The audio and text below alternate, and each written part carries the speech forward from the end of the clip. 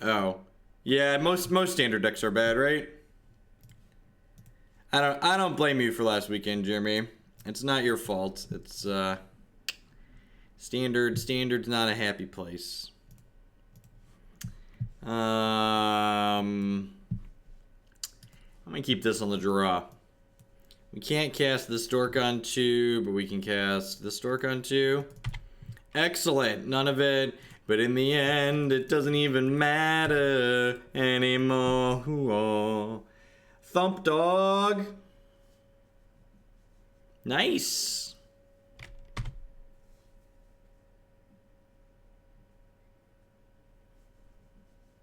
No, there's a fourth tracker in the board.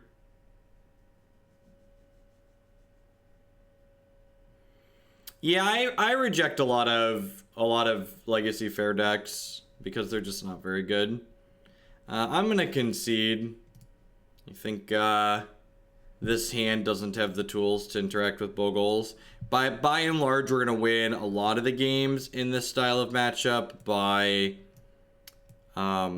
just comboing them quickly, ideally. And that hand definitely couldn't do that. I'm just trimming these bolts or bringing in some creatures and like crossing my fingers and hoping for the best.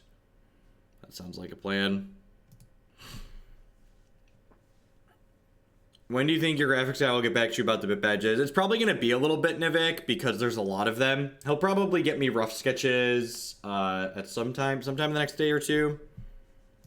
But there's a lot of them, so usually turnaround time is pretty good, but there's a lot of bit badges. Yeah, Chainwhirler's okay.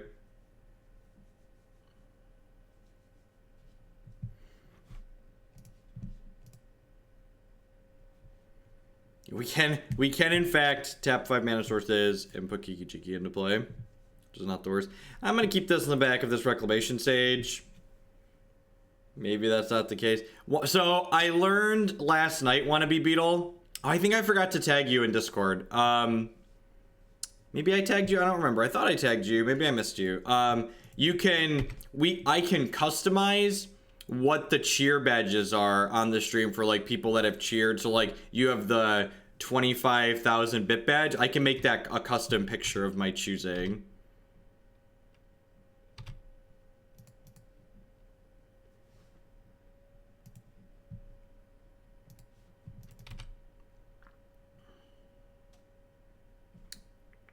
This is actually a pretty good draw. I'm gonna go ahead and fetch shock a Steam Vents here because I want Chainwhirler to be castable if we draw it. We have Rec Sage to knock an enchantment off if we need to.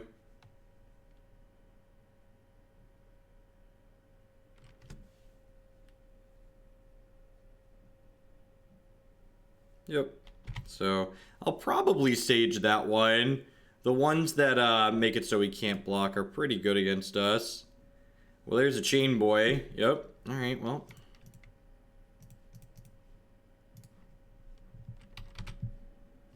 On the extremely off chance that they don't have a way to pump this up next turn, we get to Goblin Chainwhirler it.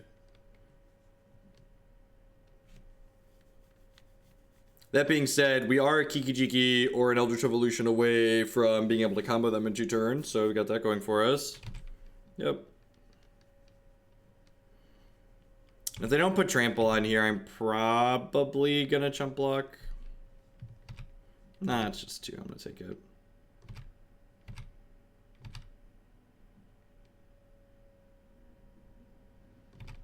Yep.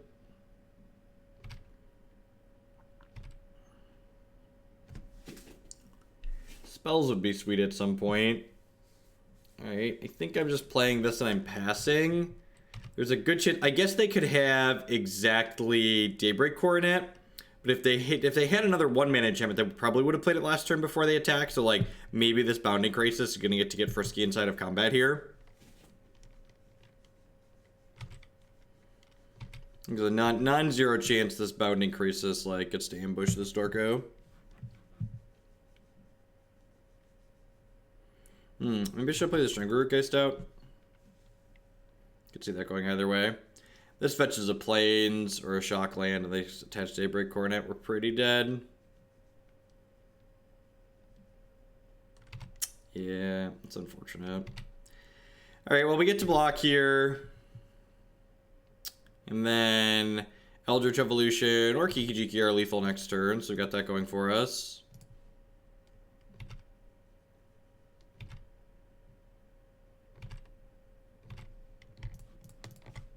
I'm gonna hold the land in case we draw a Tireless Tracker.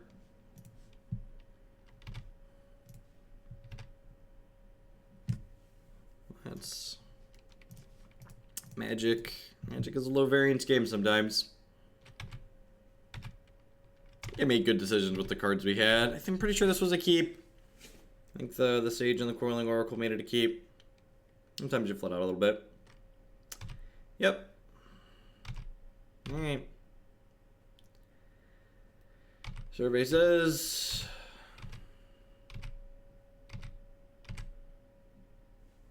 Alright, you know. We drew a couple of spells that game. Sometimes them's the beats. I mean, I think it's really unfair to pick on Boogles as being a miserable deck. Like, Modern is a format full of miserable decks. There's a lot of interesting decks in the format too, but I think it's kind of unfair to like target Boogles in a format full of like Goryo's Vengeance and Storm and turn 3 cards. Like, I don't know that Boogles is particularly more offensive than any of the other things that a lot of people tend to play in the format. What's going on, Buffalo Chicken?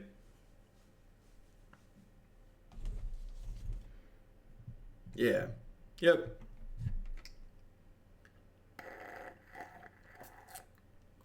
Ain't that the fucking truth, Tefree? There's 50 decks and everybody hates all of them. They're all terrible. Why are we here? Why are we even shuffling these cards? No, I don't think that's true. We played a bunch of Temur Kiki previously, and the Temur Kiki decks almost always had 3 to 4 Strangleroots in it.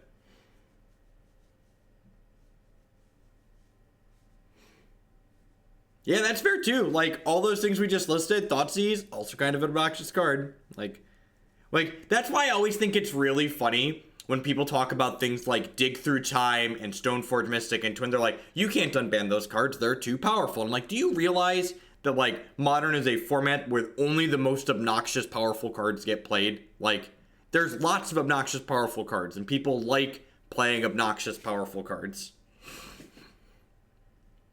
And people always think something needs to be banned. They're never happy. Yeah, like Coiling Oracle. Get except for this deck. This deck doesn't really have any obnoxious powerful cards in it. It's just like, I guess you could argue Tireless Tracker is not even an obnoxious card though, right? This is just like a fair powerful card.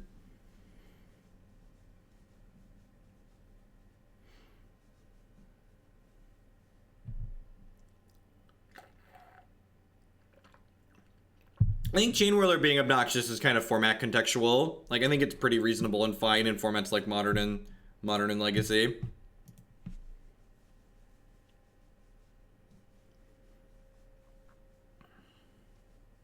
Speaking of trackers, the Candyman can, 'cause he mixes it with love and makes the world taste good.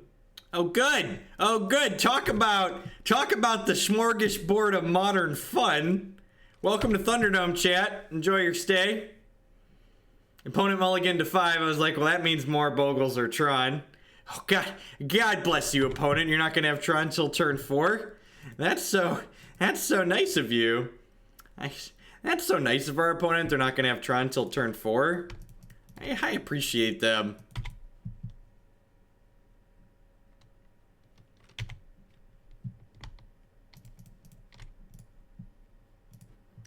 Look at how powerful our deck is, chat. Look at how strong. You think our opponent's afraid of all the card advantage we're about to generate? Do you think they're scared? Do you think they're scared, chat? Oh yeah. Oh yeah. Oogin me, baby. Oogin me, baby. Oh, just a worm coil? Whatevs. NBD. There are deck lists in the donation queue. You can type !donation queue in chat and get a link. I don't know how they're ever gonna beat all these clues. This is pretty unfair. Our deck is pretty unfair. It's really kind of unreasonable how unfair our deck is. I hope our opponent is very scared. Alright, so now that we got that out of the way. Yeah, I mean, if we draw a thing, we could definitely kill them. The problem is we are not lucky, is the problem. I'm pretty sure I just want to crack clues here.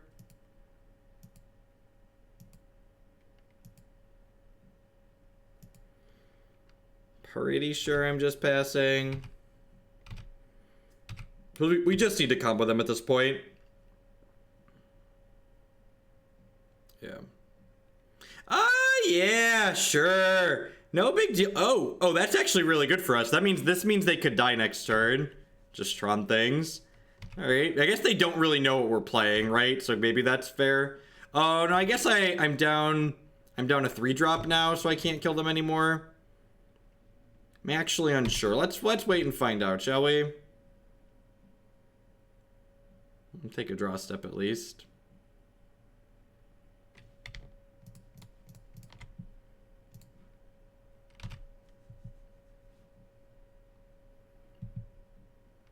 Gosh, we're 1 mana away. That's so unfortunate.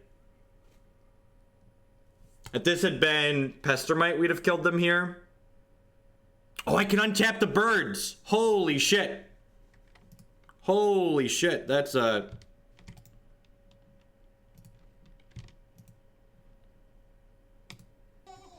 I need to respond to this by tapping it for mana. Ah, yeah, look at that. God bless you, competitive advantage chat. 0 forever with the 4-month resubscription. Thank you very much and welcome back. I appreciate the continued support. Did you want to get Splinter Twinned, opponent? Were you in the market for getting Splinter Twinned today? Because I have a Splinter Twin. Get my meatball. Make a meatball sandwich. Yeah, put the dukes up. Put the dukes up. 0 forever. Thank you. Thank you for the 4-month tier 3 resubscription. I really appreciate that high level support. Let me know what deck you'd like to throw in the queue this month of that, or if there's already a deck in there you'd like to bump up. That was fantastic. Just like Ulamog, my trackers that don't matter. Fucking kill you. Get him. Get him. Get him! Chat actually had lethal. God bless you, chat. God bless you, everyone. Alright. Alright, let's get this in here. Is this a Reclamation Sage matchup? I don't know that it is. I don't know if it's a Reclamation Sage matchup or not. It's definitely not a Chain Boy matchup. I've got some wet balls here, which are a touch awkward with our Bloodbraid Elves, but I think they're worth having. Pretty sure they're worth having. Do I want Bloodbraid Elf in this matchup? I know I'm saying that after she just diddled our opponent very, very nicely, but she might not be a card that we want. I guess I don't really have much better. Yeah, Scavenging Ooze is pretty bad. Scavenging Ooze is pretty bad. I think this curve looks thoroughly miserable. Yeah, I guess this does kill my opponent, right? I'm gonna trim 1 Bloodbraid with the wet balls and bring in the Tireless. I guess Tracker's probably worse than Bloodbraid because Bloodbraid's aggressive. All right, let's do this. Let's do this.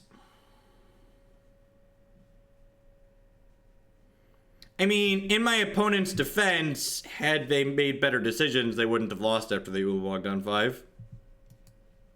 I'm keeping this hand because YOLO. Well, I mean, that lets us have another mana, but it doesn't let us cast this Fulminator Mage, so I got that. Yeah, yep. It's a walking ball. Yeah, kill my bird. Kill my bird, do it! Do it! Oh, look at that, look at that. You a little damp over there, opponent? Your lands are looking a little soggy there. Look, got some soggy lands there, opponent. Yeah, probably Demir's, but I'd be pretty surprised. Oh, jeez. Oh, geez, they have Sylvan Scrying and they forgot about the other text on Wet Ball. Yes! Yes! Some soggy boys over there. Some soggy boys. Oh, this is Sylvan Scrag, right? Oh, yeah. Oh, yeah. Scry me, baby.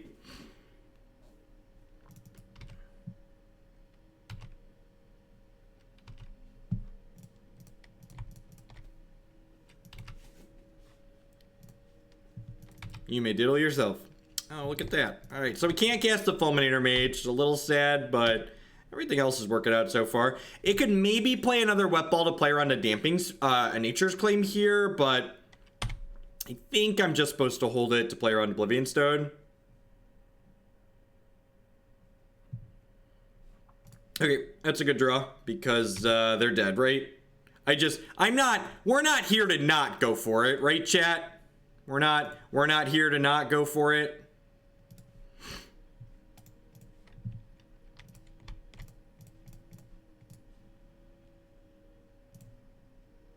We had a couple of clues there. Where's my meatball? Where's my meatball? There he is. There he is. Gonna get dismembered. Oh, the meatball did it! And this is why I like decks like this, because even when you have matchups like Tron that are very bad, like this is what we needed to do in the Boogles matchup, right? Honestly, maybe this deck is just supposed to have a 4th evolution, even if it's just in the sideboard, just so like in the matches where like you need to just linear them, you can linear them more consistently. Yeah, I wouldn't be surprised if that's a thing I'm supposed to be doing. If there should just be a 4th one in the main or a 4th one in the sideboard. Yeah, it's very, like, we can win fair games of Magic against decks like Jund and Jeskai and, like, other control and mid-range decks, but against bullshit like Tron and Boogles, you do need to just meatball them, so... Yeah, that's probably not unreasonable, Burgle. That's probably not unreasonable.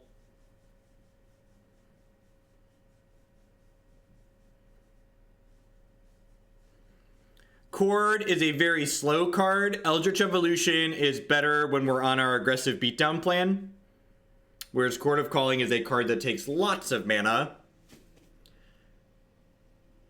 Chord of Calling trades tempo for card advantage, whereas Eldritch Evolution trades card advantage for tempo. And Modern is very much a format, and in general, it's about generating tempo and not about generating card advantage. And we can make up in general for a lack of card advantage by just playing a bunch of candy makers here.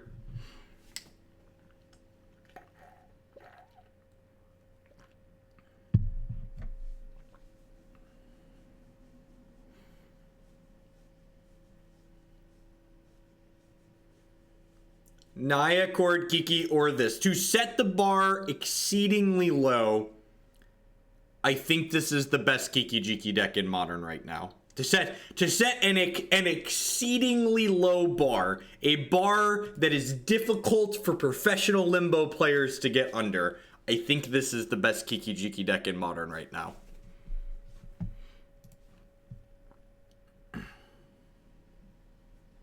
The deck lists that are in the stream title after the one that I currently have listed are decks we have yet to play today. Suspended a Rift Bolt. Yep. It's a matchup that makes me sad that my Obstinate Baloth is in my sideboard. Yeah, I don't think the Saheeli decks are... I think the Saheeli decks are kind of mediocre. I think all of these Creature Toolbox decks lack a little bit in power level compared to the good decks in Modern. But I do think this is the best among them.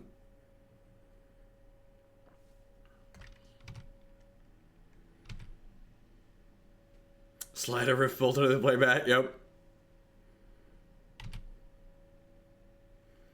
Suspend cards are one of those things where it's just like Magic Online technically does suspend cards in the way that the Magic rules require you to do suspend cards, but it's one of those things where if Magic Online was a program that was user-friendly, it would have some better indication of what's going on when a suspend card is suspended, rather than just putting it into the exile zone without using the stack. There should be not necessarily a priority prompt, but there should be a, hey, your opponent did this thing pop up similar to the stack. Like, obviously you shouldn't let people respond to it because that changes the rules of the game, but there should be not just a, hey, something appeared in the removed card zones. But even that Dimir Spy, like, it should pop this out automatically at the very least. So I think there used to be text that popped up over here, a little thing that said like a card entered the, yeah, there should be. Yeah, but at least like in paper, like you see your opponent physically taking the actions they're taking, right? So like it's less awkward in my mind in paper. JMP, 2 more months till you're sorted. Thanks for the 10 months, JMP. I really appreciate that. Welcome back. Why there's no Urborg in the Smallpox deck? That's a good idea, Velik. I'll add one of those. There's no Urborg in the Smallpox deck because I built it last night at 10:45 after you sent in your sub to bump it up. I wasn't planning on playing it right away. I'm gonna do that really quick right now, actually. I put some filter lands in, but I forgot about Urborg. Urborg is actually a phenomenal idea. There should maybe even be multiple Urborg, honestly. Let's put in like 2 of this. Is probably better than one of these filter lands, in all actuality. I'm gonna put 2 of those in there. Yeah, I'm gonna do that. All right, back to this. Sorry for the instruction. I just wanted to. I need to export this really quick here before I forget. That's a good suggestion, and I know 4 matches from now I'm not going to remember to do that. God, I wish Kaya was modern legal too. Hey, Admiral Ozbot with the $10 donation. Here's the donation for casting clunky green combo cards. Sounds good, Admiral. All right, I mean, if they keep bricking off here, we could maybe have a chance, right? What do you think of the idea of WotC attacking offensive decks by disrupting consistency, limiting number of copies? I think restricted lists and things like that are not good, Denari. I think they make it the deck building restrictions in a format convoluted, and that's not ideal. Jackal Girl with the 3-month, 90-day resubscription. Thank you very much and welcome back. I do appreciate that. I should just go for the kill here, right? So I'm gonna go ahead and fetch a basic mountain here, and we're gonna go grab. So this is why people always ask why there's a Shaman of the Great Hunt in our deck. This is why Shaman of the Great Hunt is a great evolution target for when you need to kill your opponent dead. Shaman of the Great Hunt is my boy. So we're gonna fetch to 9 here. Them being at 1 land is probably gonna be enough for us to steal this game, because we're gonna evolve the Strangleroot Geist into a Shaman and crack them for 7, and then we'll have 9 power in play, and they'll be at 11, and then Bloodbraid Elf adds 3 more next turn for lethal.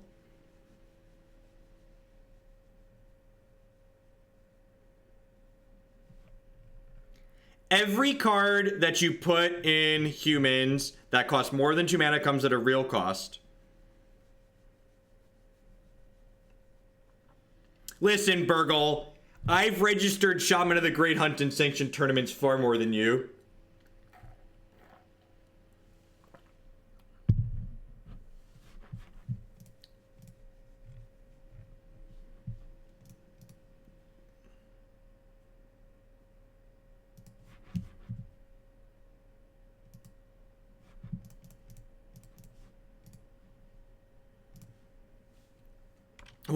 You don't know what modern staple Shaman of the Great Hunt is? Geez, Twitch chat. And they say Twitch chat's a competitive advantage. Doesn't know modern staple Shaman of the Great Hunt. So Shaman of the Great Hunt, we're gonna flip that little piggy into play here in a minute. It's a 4/2 with haste that whenever a creature you control hits your opponent for damage, it gets a 1/1 counter. And then you can pay 4 mana to draw cards for every creature you control that has 4 or more power.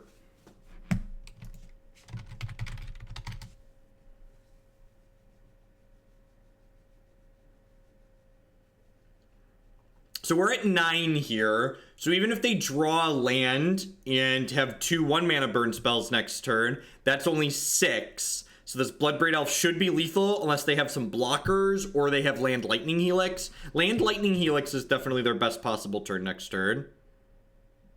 I like this build of Uncastable Goblins. So this build of Kiki combo has the best backup mediocre beatdown plan of any of the Kiki decks I've ever played. Definitely has. Did you like how I stopped to fix a deck in my deck editor during this game, and I'm still up 2 minutes on clock on my opponent right now? 7 months, Gundog, with the lucky 7-month resubscription. Thank you very much, and welcome back. Thanks for keeping me employed, Gundog. Thanks for the continued support. This is a crossover of Uncastable Goblin Tribal and Snake Tribal, right? Yep, and they're playing Burn, and they've only had 1 land. So just like, the clock on Magic Online is definitely one of the more frustrating features. Yeah, probably multi-queuing, or they just have something going on in real life. For sure. So they're dead to this Bloodbraid Elf next turn, depending on what they have here. You gotta bluff Force of Will, Rick. You gotta bluff Disrupting Shoal. Searing Blaze? It's always Searing Blaze. Fuck you. Do I have lethal draws with this Bloodbraid Elf? I think I do. I'm not actually sure offhand though. Let's find out together, shall we?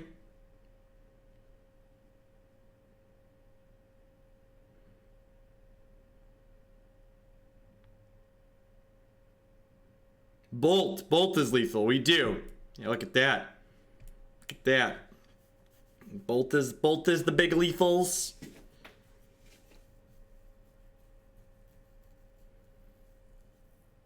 Rootbound Crag was a good draw. It's a land that didn't hurt us there.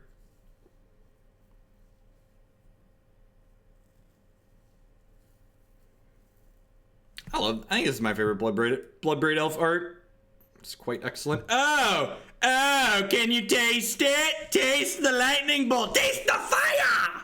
Oh yeah, nice Searing Blaze, opponent. God, thanks for letting us sweat. Kill you. You are no match for Shaman of the Great Hunt. All right. Shaman of the Great Hunt 1, Poopy Modern Burn Deck 0.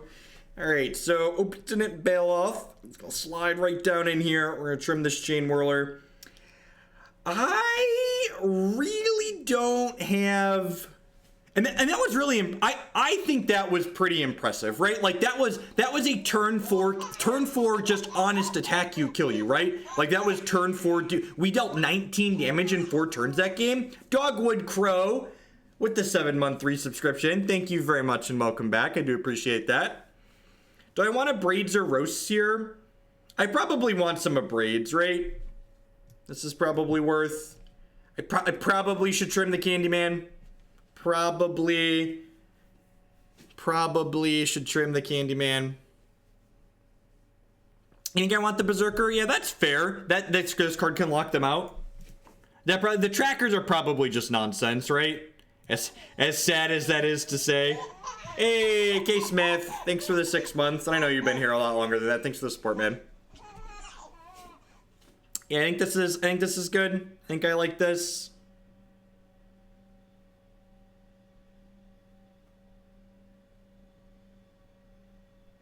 Now, I think there's a non-zero chance that like I have a second evolution. I don't really have more Hasty Boys, so I don't think that this Shaman is like worse than any of these other cards up here. Like, I think I'm pretty okay just like casting this as a 4-drop a lot of the time. Hey, Drake with the brand new Twitch Prime support. Thank you very much. There's a lot of great people making a lot of great stuff on Twitch right now. Thanks for supporting mine this month here. Yeah, our sideboard is not amazing here. I don't know if this matchup is explicitly bad for us though, so I don't know that I need more cards. This is definitely another matchup where I would board in another evolution. I think I should just have another evolution in my board the more I think about it. This hand doesn't have a turn 1 play, but we only have 8 turn 1 plays, so I think I'm supposed to keep this. Ugh. That's a scary one. I'm gonna lead on. We'll lead on this for Steam Vents, I think, here. So we can go Coiling Oracle on 2 into Scab or Bounding Krasis on 3.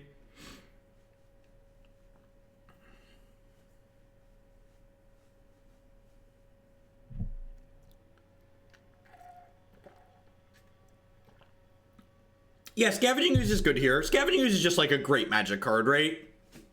Scavenging Ooze is just like a very, very good Magic the Gathering card. This is an Eidolon. Yeah. Yeah, that's kind of scary.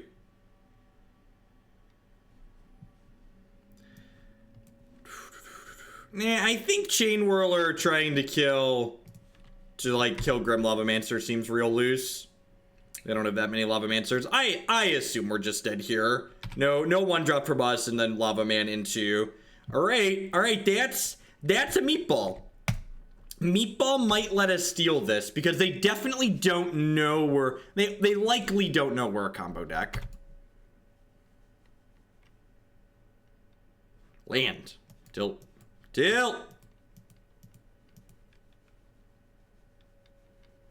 That was a land. We would have been able to Krasis. No blocks.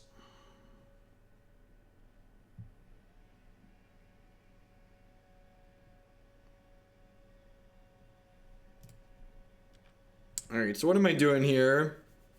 Yeah, missing the land. I think missing the land removes our ability to steal this game. We'll see where we end up at.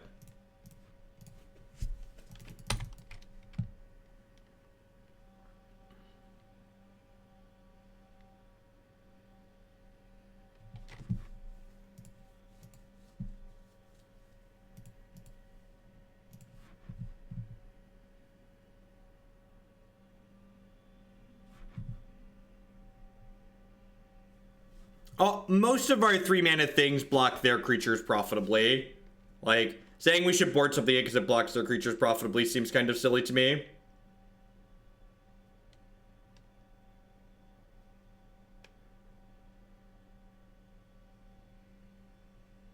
Maybe, I don't know. I think regardless of what I do, we're probably gonna lose this game.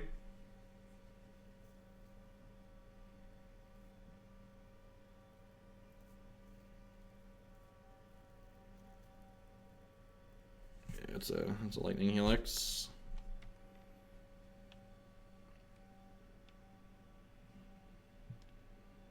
I'm aware we could have witnessed for the Chard.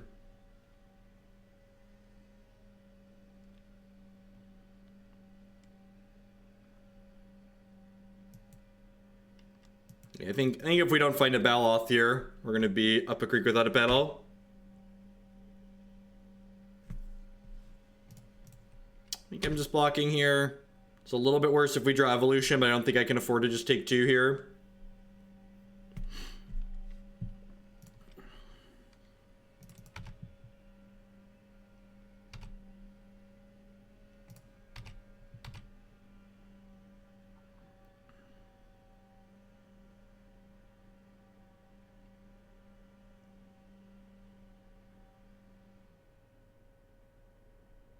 Wonder if we'll see them kill this or not.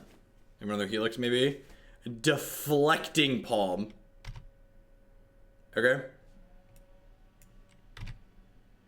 This is just a Lightning Helix, basically, right?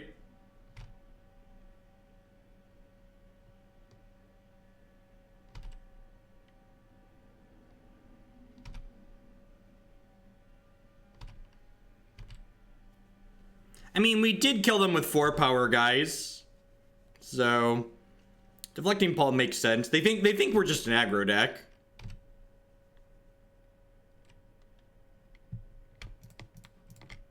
Assume we're dead here. Let's try. I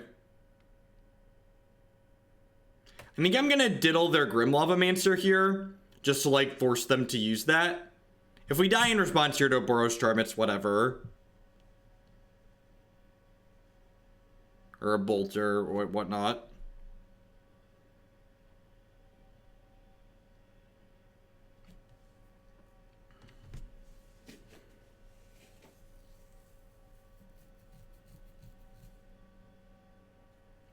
Yeah. At this point, we're just like casting our cards and being like, all right, am I dead? All right, am I dead? All right, am I dead? I want to tap this to force the activation, so when the off chance, like, their hand is a bunch of awkward, we can kill them next turn if we draw the combo. Hey, Ginger Chief, thanks for the 2-month resubscription. I appreciate that. Welcome back.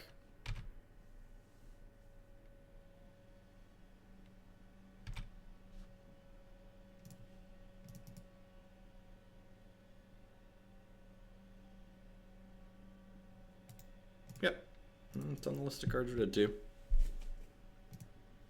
Yeah. That start on the play is real scary. Did I say I wanted to change something? I don't think so.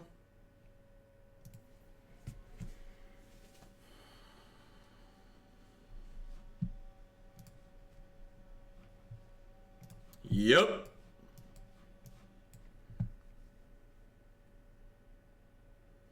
No, I don't think Rex Sage is very good. I think there's a lot of our draws that don't care about Eidolon. They need to, like, explicitly have one drop into Eidolon on the play.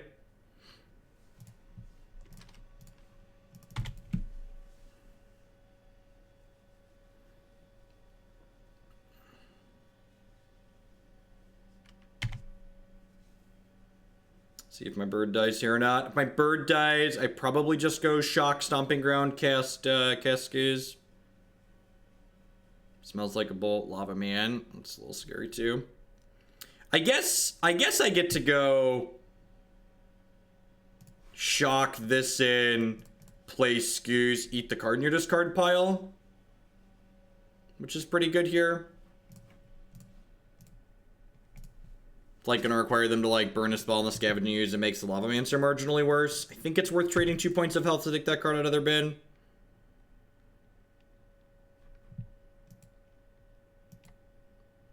I think in this deck specifically, Eldritch Evolution is better. That's why I'm playing Eldritch Evolution. I think if your deck has an aggressive slant, and in general, Modern's about being aggressive, then it is much better, yes. Hey, Crom, with the brand new Twitch Prime support. Thank you very much. I do appreciate it. Welcome back. The style of decks that tend to play Court of Calling, on average, tend to be much worse in Modern, because Modern's on a format about doing grindy, slow, dirtily things. Modern is a format about getting tempo, keeping tempo, and killing your opponent as quickly as possible. And Eldritch Evolution, along with haste creatures like this deck has, does that much better than any other chord variant or creature combo variant can.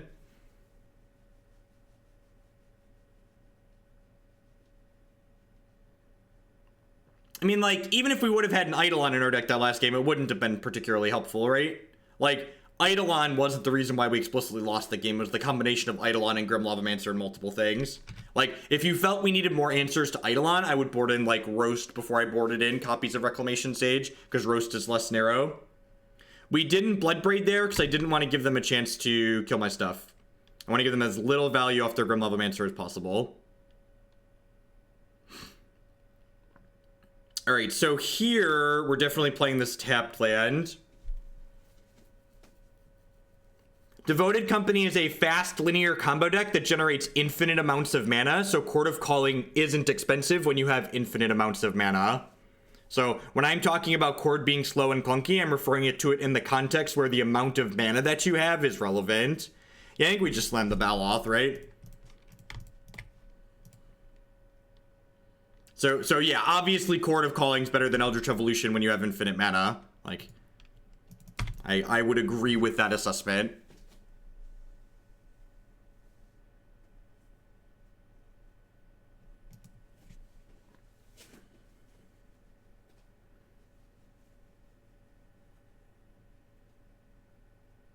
To go down alcohol. Yeah, I ended up just cutting the knuckle blades and just maxing out on Tireless Trackers.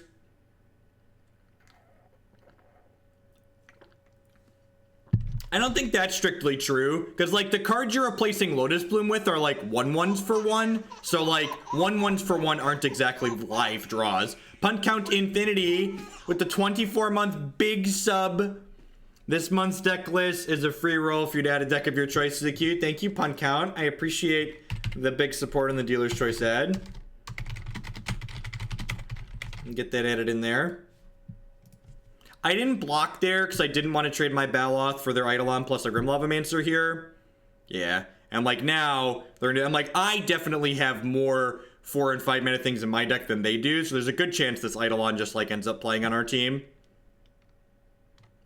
This is my configuration of Temur Kiki. We've played this deck a few times in the past. I think this deck is... It's not amazing, but it's got a lot of fun lines to it. I like that it's a creature combo deck with aggressive draws. It's unfortunate that this deals 2 to us, but I think it's worth putting into play.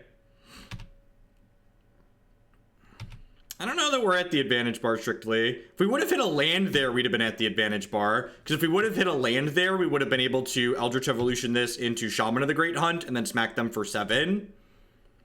But we missed on the land, so maybe we're a little bit behind here. The Grim Lavamancer, the fact that they had both of those this game is going to go a long way for them.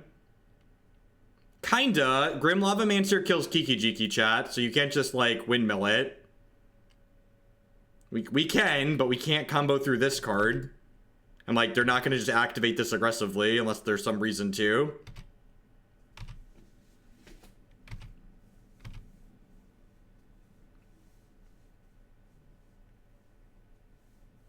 Okay, sure. So I tap it with Bounding Krasis and then, like, kill my Bloodbraid Elf in response. I guess, assuming that they upstairs me, we can get them.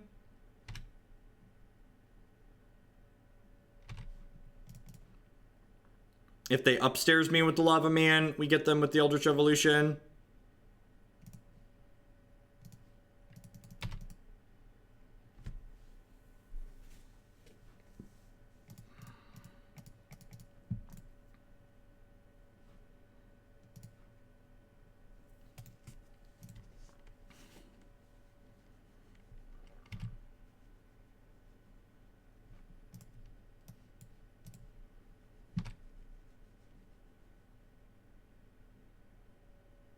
What's going on, Pinky?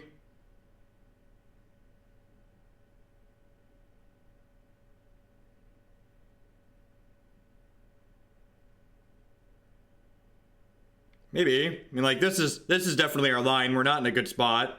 Yeah, they're gonna kill Bloodbraid in response here. I think this line is good out of them.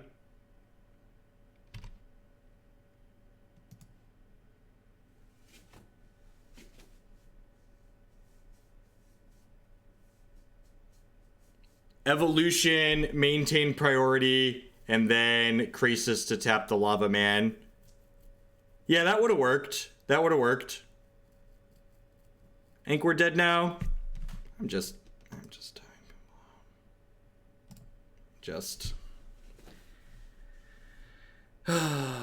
rather than ranting at Twitch chat for dogpiling me, let's just give timeouts.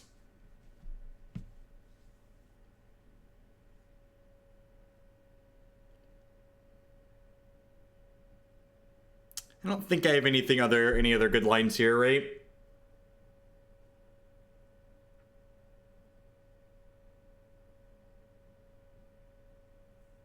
We don't have Baloth's already in our discard pile.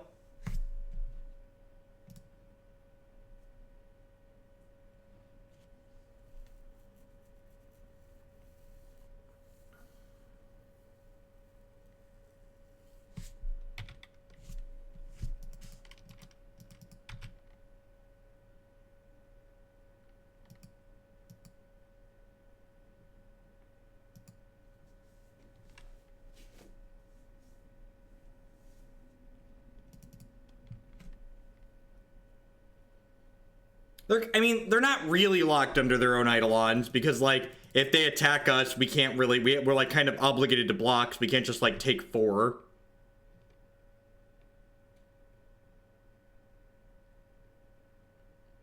And Evo for Witness and get Baloth back? I guess that's okay.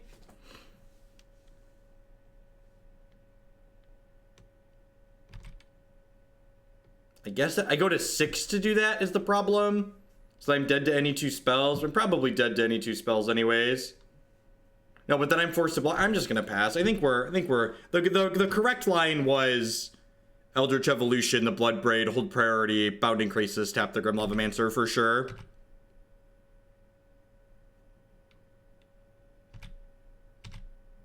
That was 10 out of 10 the correct line.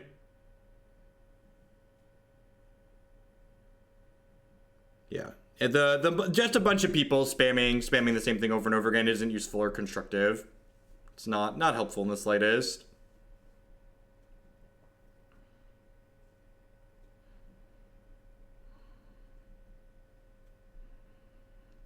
So I have to take 4 to get the Baloth into play. So, like, taking 4 to add a 4/4 to the board doesn't really do anything for me.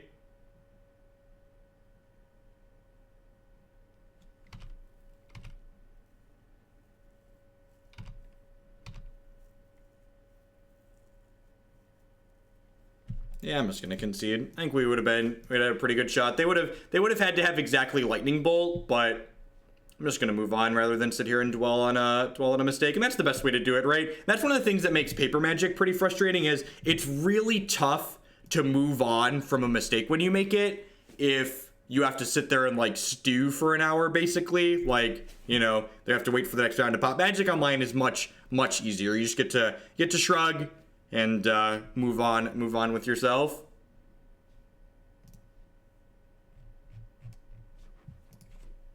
So again, the correct line there, as indicated by someone in chat, would have been to Eldritch Evolution the Bloodbraid Elf, retain priority so it doesn't resolve, so the Kiki-Jiki's not in play yet, and then cast the Bounding Krasis to tap the Grim Lavamancer, because the Grim Lavamancer can't kill the Krasis, and then Kiki comes out off the evolution, and then can combo them, assuming they don't have a Lightning Bolt.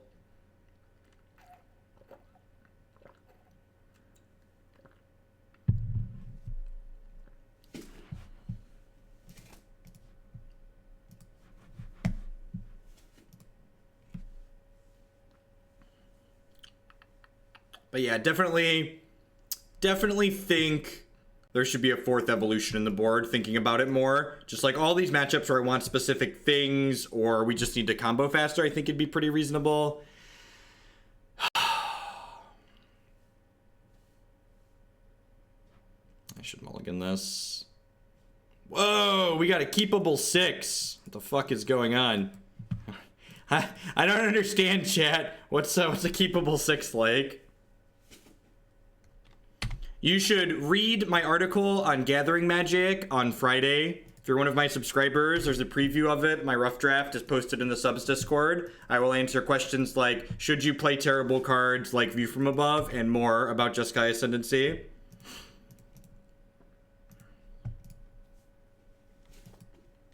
Alright, Celestial Colonnade deck. That's good for us.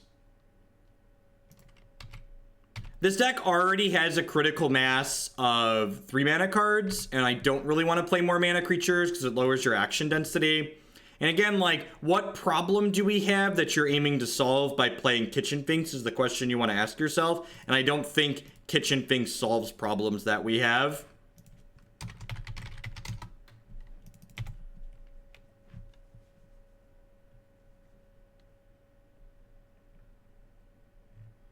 I'm not really high on Kitchen Finks in general in Modern. I think it's a pretty mediocre card. I think a lot of people's love and attachment for it is related to like formats past where it was better. I also just like don't think Kitchen Finks is very good. Like, look at the aggressive decks in Modern.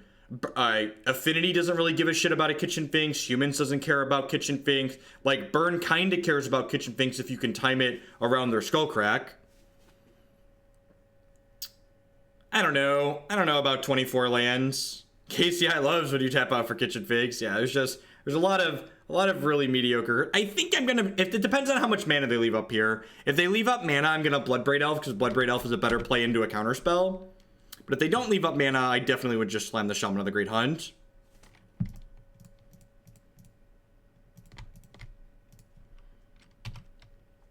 I almost added the 24th land Burgle, but I don't know. With 4 birds and 4 Coiling Oracles, I really feel like I should be allowed to get away with 23. Our curve isn't that high. I guess since I'm on 4 trackers now, maybe I should just suck it up and play the 24th land.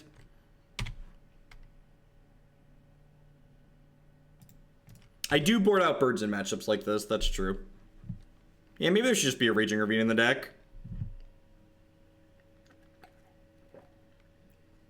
I was like, what the fuck? Why is there an Ulamog on my screen? Just Moto things. Here's the thing. Here's the thing about Strangleroot Geist and Shaman of the Great Hunt being a non-bow. If your Shaman of the Great Hunt and your Strangleroot Geist are both connecting against your opponent's going to fucking die. So it doesn't matter that it's a non-bow. Like, the power level of what you have going on your board is worth the fact that you're not going to get that. No, I would play a Raging Ravine. I think in my deck full of triple red spells, I probably shouldn't play a colorless land if I want to add more lands.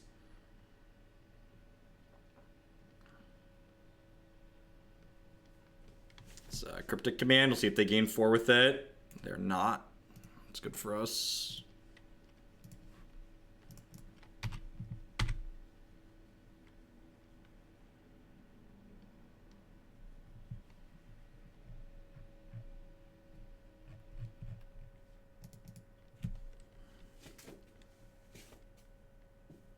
in all Kiki languages. Shaman of the Great Hunt's like a 5 match out of 5 reader. Should play Scooze first to bait the cryptic command. Maybe? I don't know. I don't know that Scooze are necessarily baited the cryptic command. Do you think it would have? I don't know that I think it would have. I'm gonna bolt this, and then we'll probably meatball the Coiling Oracle next turn.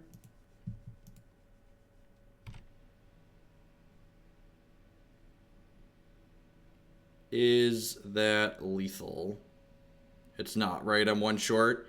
I can Eldritch Evolution for Pestermite, untap a land, and then I'm 1 short.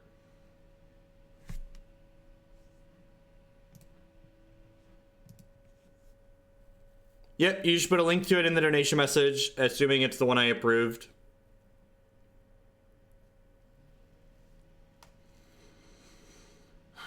I don't really have anything great here to play through a Supreme Verdict well.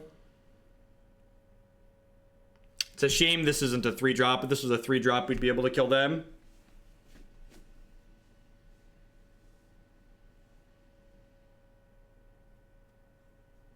I don't have a second Kiki in my deck.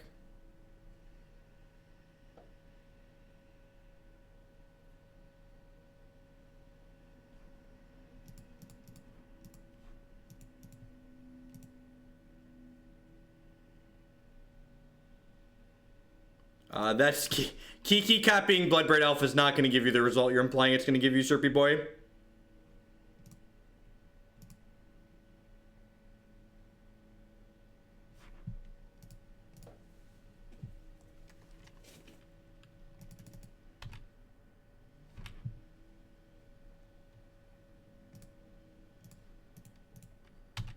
Demi Eyes with the $10 donation. Sounds good. Thank you very much for the support. Alright, so now we're going to get verdicted and cry ourselves silently to sleep. I think Huntmaster of the Fells and Roast do entirely different things. And if you want to, what you need to think about while sideboarding is what cards you want in and out in specific matchups. And Roast is in my sideboard for Tarmogoyf removal and Eldrazi removal. And that's not what Huntmaster of the Fells does. Huntmaster of the Fells doesn't even come close to that. Huntmaster of the Fells is more comparable to a card like, it's more comparable to a card like Tireless Tracker for generating card advantage. And Tireless Tracker is infinitely better than what Huntmaster does. I think it's much worse, Burgle. I think it's much, much worse. And Gurmag Angler and Hollowed One. Yep. That is definitely a deck right now. So again, like, I feel like when people build sideboards, they just kind of like to shove cards in them at random that sound sweet. Am I supposed to get Chainwhirler here? Is that too aggressive? Would cause salty boys. I was thinking about getting Tracker, but I actually didn't think about Goblin Chainwhirler.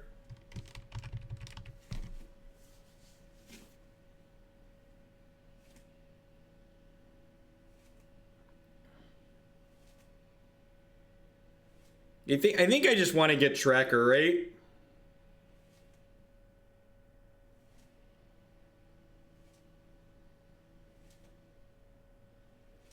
Like, if they definitely don't have a Wrath, right? Because, like, if they had a Wrath, they would have cast it.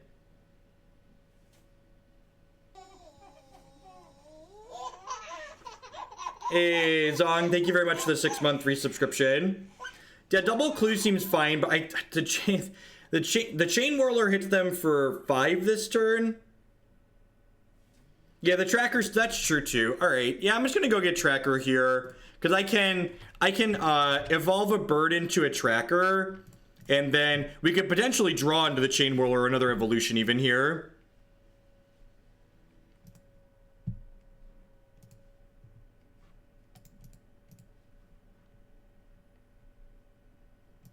Shaman's already in our discard pile.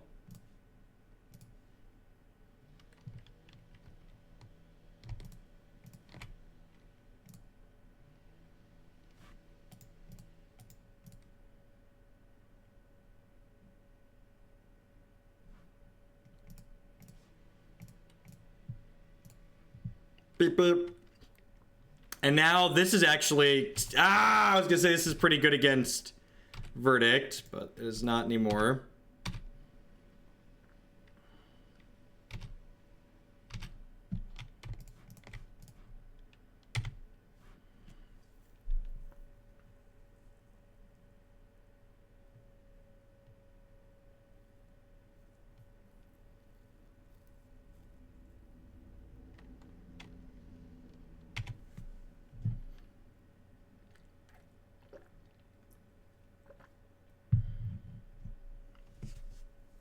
Discard pile is a game neutral term, thank you very much.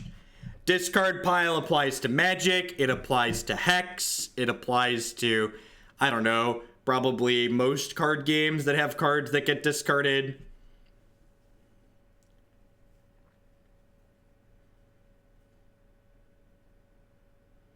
No, I don't think so. I think I want to put Lethal on the table here. They've played like they don't have a sweeper, so I think I just want to put them dead on board. Yeah, Pokemon is a discard pile. Yeah, the fact that Hearthstone doesn't really have a discard pile is weird, right?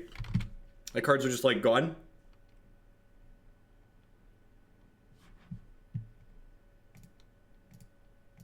God, even if they would have verdicted us, we'd have just destroyed them, huh? We'd just been like, witness Bloodbraid Elf and smush you. Alright, so these are not good. This is good. These are good.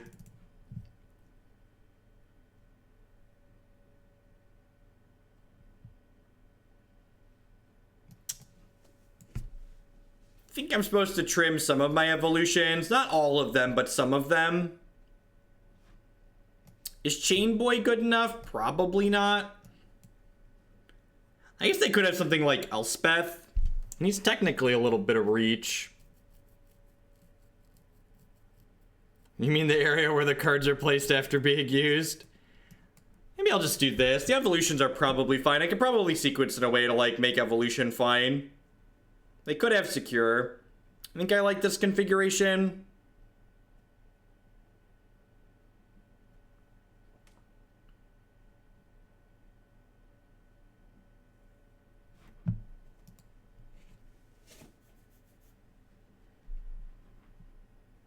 Well, this is an excellent Hearthstone hand. Unfortunately, we are currently streaming Magic, so we need to mulligan for some lands. Sand is fine. I'm going to keep that because I boarded my birds out, so I just want to guarantee get to 4 and 4 here, I think.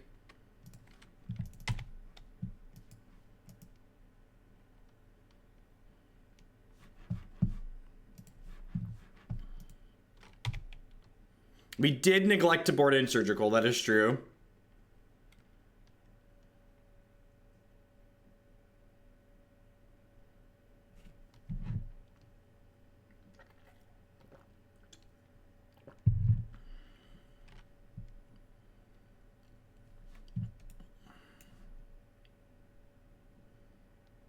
No, I'm going to play the Scavenging Ooze out. I want to attack my opponent to death.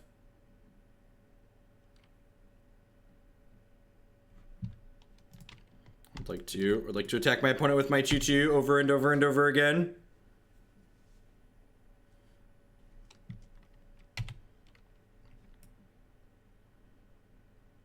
How do we beat No 4, chat? I don't think we can beat No 4, chat. I think we better pack it in. Pack it up, pack it in. We're done here.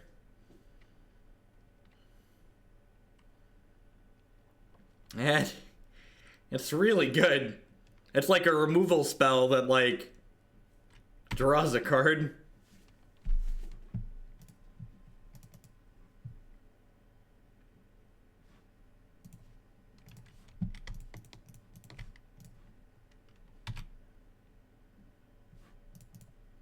Alright, getting the Candyman after the land drop is a little sad, but it is what it is. Are we crypticking me, my Candyman? Yeah, deal, smush. Alright, so they take 4 here, down to 14. This means no sweeper. Like if they had a sweep, they would have let Candyman resolve and then swept. See if it's Teferi here or not. Baneslayer. Well then. Well then. Well then.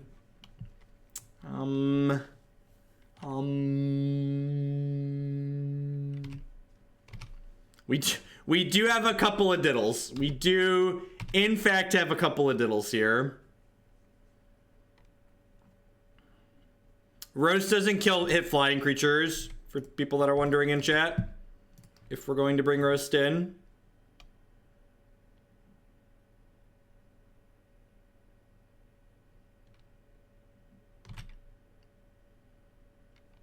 Alright, so they're actually dead to Eldritch Evolution next turn, which is sweet. This is why we let on Bounding Krasis as opposed to Pestermite. Because next turn, if we draw Eldritch Evolution, we'll be able to Pestermite, untap a land, evolve Bloodbraid into a meatball, and kill them.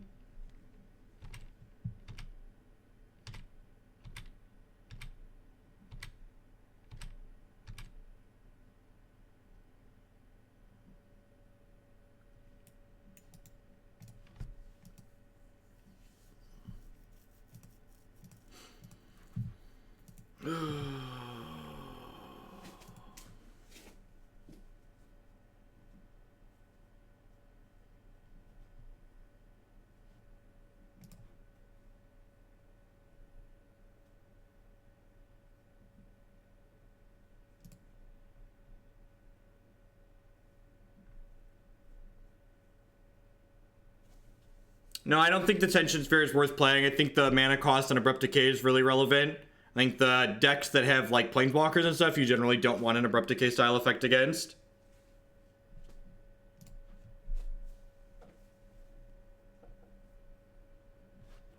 I think the health loss from Dismember is not relevant. I think even if I had Dismember in my sideboard, I wouldn't bring it in against my opponent, who probably has one or two Dismembers or one or two Baneslayers in their deck at most. I think just like that's asking to like draw your Dismember when it's not going to be relevant.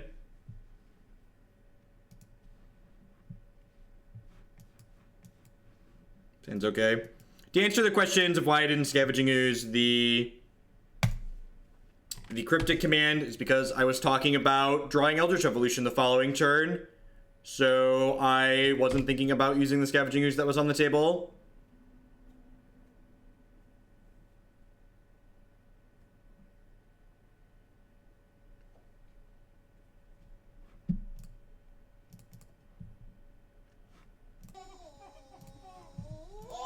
Brian with the 8-month resubscription. Thank you very much and welcome back. I appreciate the 2/3 of your support. This is definitely the style of deck where this deck's power level isn't particularly high, so you can't make mistakes like that. Or you're gonna get dumpstered in games. You have to play, if you want to play a deck like this and you want it to be close to competitive, you have to basically play perfectly, or you're not going to be successful.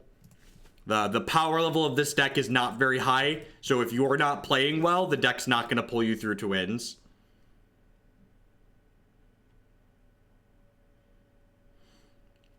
Hopefully we draw a fetch land next turn and get to do this into that would be ideal. I'll still take that.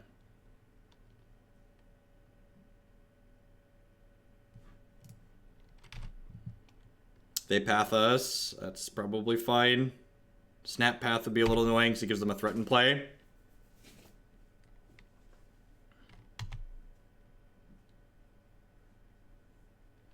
No, I think the bolts are good for being reach. I think the bolts are good at killing planeswalkers like Jace the Mind Sculptor and finishing a Teferi after it down ticks on us. I think leaving in your mana creatures against a deck full of Supreme Verdicts and Terminuses and other sweepers is very, very bad in a deck like this. I think the only reason you should leave in Birds of Paradise in a deck against a sweeper-based control deck is if your deck is an all-in linear combo deck that wants to rush to its linear combo. And this is not an all-in linear combo deck. This is a mid-range deck that has a combo finish occasionally. Alright, so we're going to play Bloodbraid Elf here since they have Cryptic mana up. So we get 2 spells here ideally.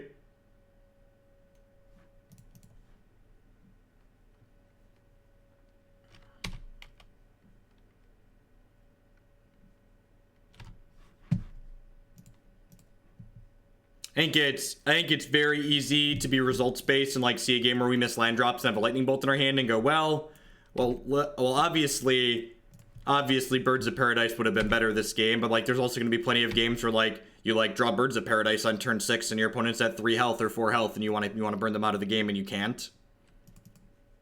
Yeah, that's pretty good. Land. Oh, I should have played the tracker first, maybe. Nah, maybe not. I guess if I don't hit the lands here, I'm not playing the tracker out, so might as well. I'm just gonna ship into these tokens, I think. God, they left Spell Snare in. That's brutal. Yeah, I'm just gonna ship into the tokens. Need to work through them at some point.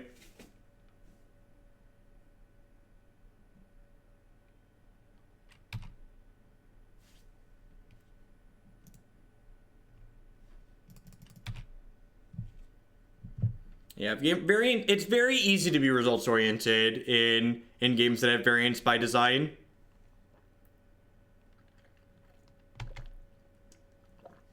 All right, my Strangleroot Geists are worse, I guess.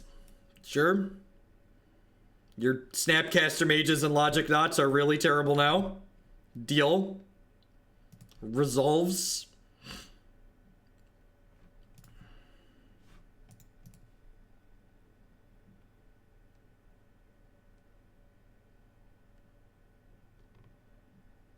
We have one witness, but you are correct. Our one witness is marginally worse now. I am super happy with that. Yes, please. Thank you forward to the article on JAC. Put these towards modern meme canon.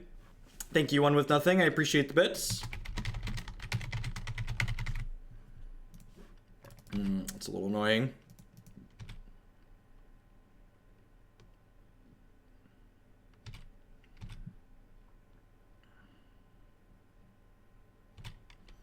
Rest in Peace is a card that's a lot like Surgical. People overboard it, especially in a deck like what my opponent's playing. You really want to be very conservative with where you bring in a card like Rest in Peace because it's a card that can hose your own strategy as well.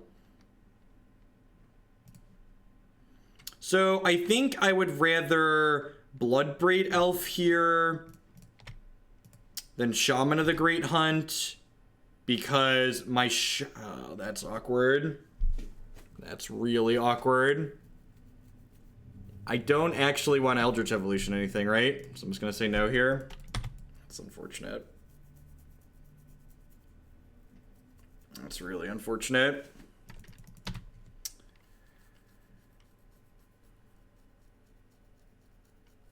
I mean, we're not like calling the opponent stupid or bad or calling them names or anything like that for what they did, JDM. I think it's worth discussing a decision that our opponent has made and talking about why it may or may not be a correct decision based on the matchup that we're playing. Like, I think that's fair. Like, talking about why people did the things that they do is how you grow as a player and how you get better at the game. I just draw cards with Shaman, right? Like, it's not close.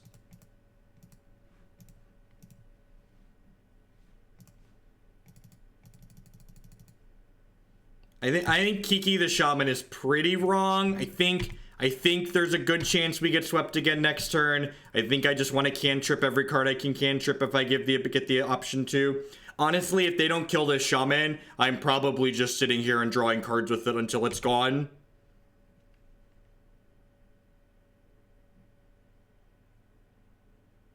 This is why I hate Twitch chat. There's a difference between being harsh and just dissecting the plays that they're making.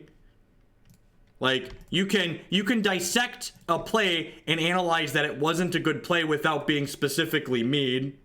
Like, it's not rude to say, hey, my opponent boarded in these Rest in Pieces and they probably shouldn't have. Like, I think that's just, like, true.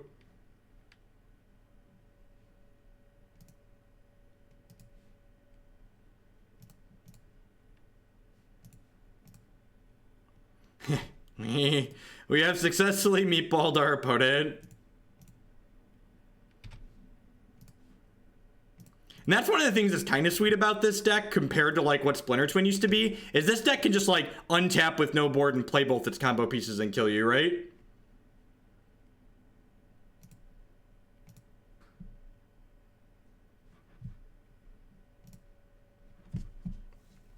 right, well, we're 2-1. Before we head into the next match, I'd just like to say thank you, everyone, for hanging out here today. There's a lot of different things you could be doing, different people you could be watching. Thanks for choosing to spend part of your day here with us.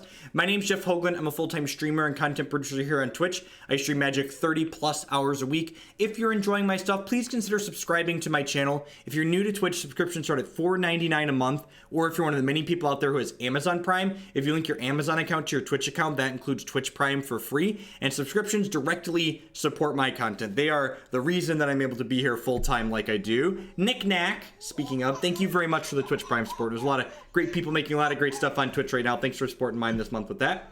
If you can't subscribe, we're all Magic players. You're probably going to do some of this stuff anyway. So if you're going to buy some Magic Online cards, be sure to check out mtgotraders.com.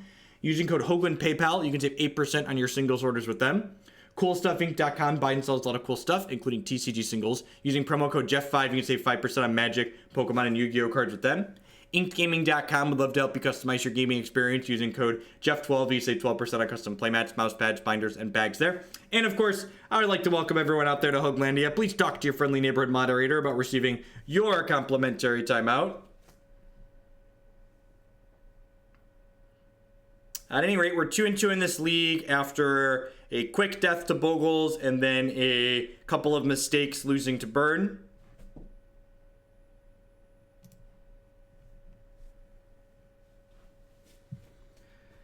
I think this hand's a keep. Obviously, we can't play Strangle Geist on 2, but we can Bolt on 1 and Coiling Oracle on 2. And we don't take any damage from our lands, which is nice. Is that worse if I play Foothills? No, I think it's pretty marginal, Gorks.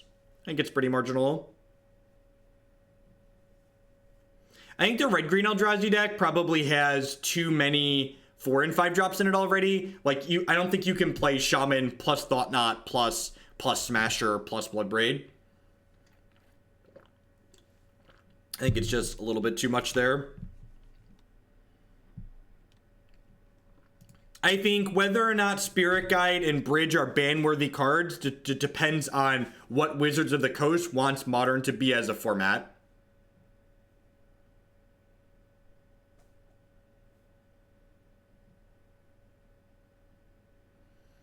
I think filter lands are awkward in your openers, and they are really bad with Damping Sphere on the sideboard.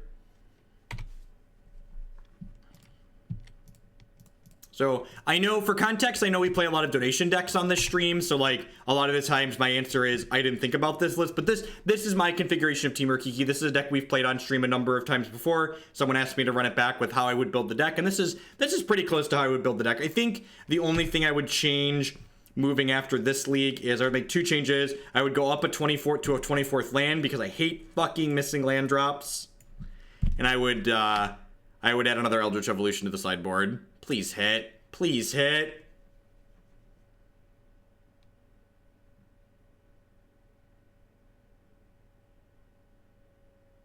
Please hit. What is the weather like today? Should I go turn my AC on? God, that's so frustrating. I'm glad we can gather around and witness this game with much less variance than Hearthstone. High of 86. I might go turn my AC on after this match. It was cool. It was cool the last couple days here, so we had it off and the windows open.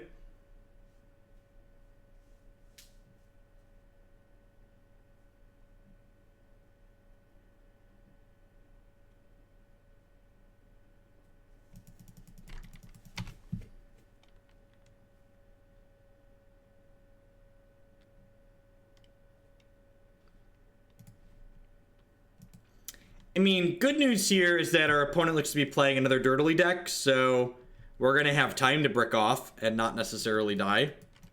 I live in the center of the cornfields in Illinois. Right on time. I'm just going to put that into play tapped and cast this Birds of Paradise this turn.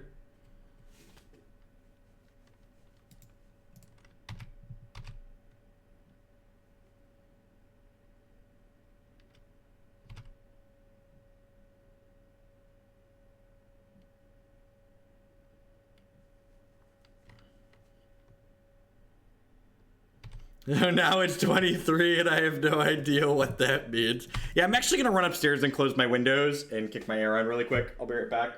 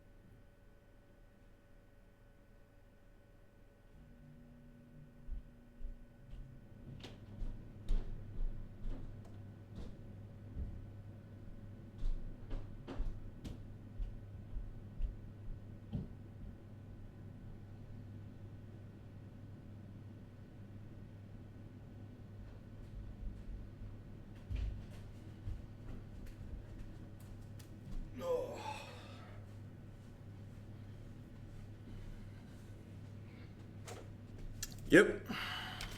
It is certainly a card that can punish us for having stumbled.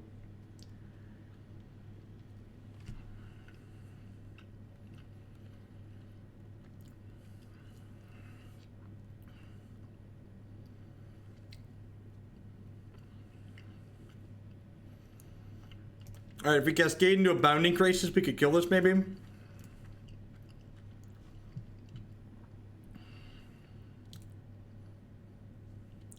I have no idea. I'm not a judge. You should ask a judge your rules question.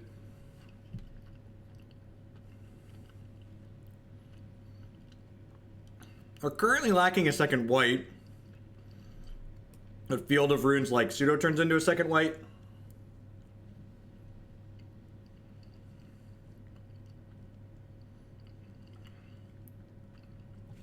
I found half a peanut butter and jelly sandwich upstairs on the table. Declan didn't finish it while he was eating breakfast. So it seemed wrong to let half a peanut butter and jelly sandwich go to waste. That'd be very un-American of me. Like, let half a sandwich go to waste. Yeah, it looks like they have Logic Dot.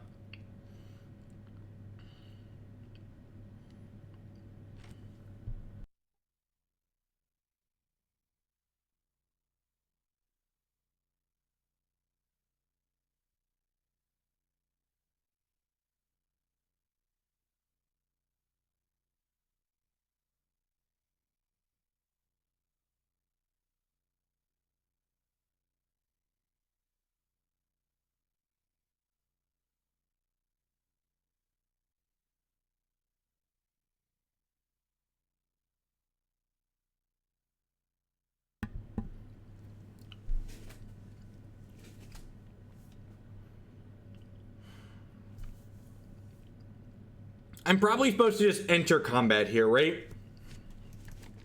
I think so. Before we make any decisions. Feel like there's a good chance we get Cryptic Commanded here.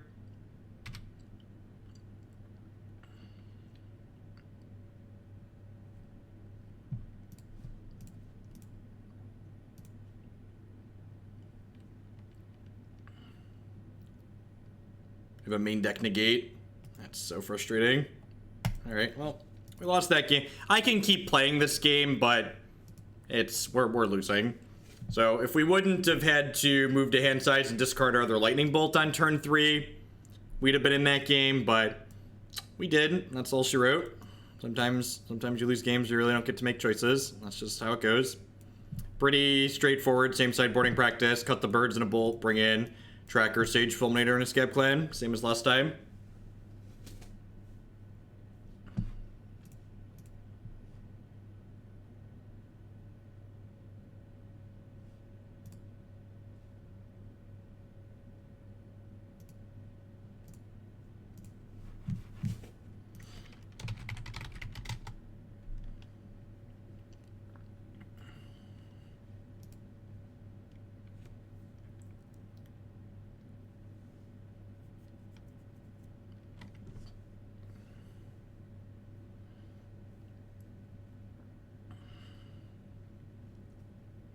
Yeah, and again, like, the stumble we had in that first game there is definitely related to the number of lands we have, right? So just going up a land is probably reasonable. You can probably trim the 4th Strangleroot Geist.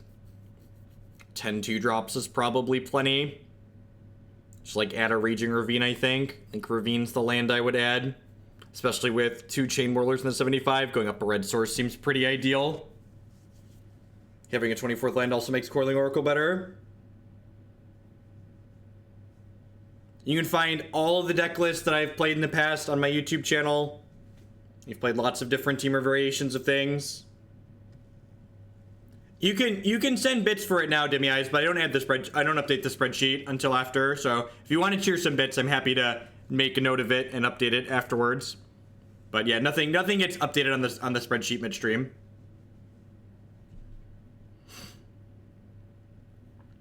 Geist into Bolt Teferi. I guess that was guaranteed lethal and I cut them off a draw. I don't know. I felt like I wanted to impact the board more. And they had 2 mana up Pandays, so like they had negate in their hand, so like they would have been able to negate that as well. So like playing spells into open mana is better with Bloodbraid Elf than like doing other things. In general, when your opponent passes with mana up, you would prefer to... Bottoming Tracker feels really bad against the control deck, but I just like can't stumble on lands in this matchup, so I need to like look for a 4th land, I think. Levian, if you're just joining us, and Moto doesn't actually scry things to the bottom, so it doesn't matter. If you're just joining us, the 2 changes I would make to this deck list after playing it today is I would put a 4th evolution in the sideboard, and I would put a 24th land in the main deck. Those are the 2 changes I would make to this deck if I were to play it again after today. I'm gonna go ahead and play this Coiling Oracle out, because I would prefer to play Tireless Tracker when I can guaranteed play a land right after it.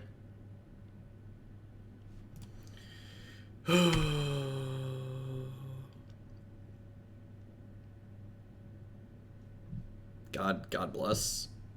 God bless. 1,000 American dollars. And I think we're definitely running poorly today. Like, I don't think adding 1 more land is going to change all of these games where we've stumbled and died. This is Magic. You're going to stumble and die a lot while playing Magic. It's symptomatic of how the game is designed.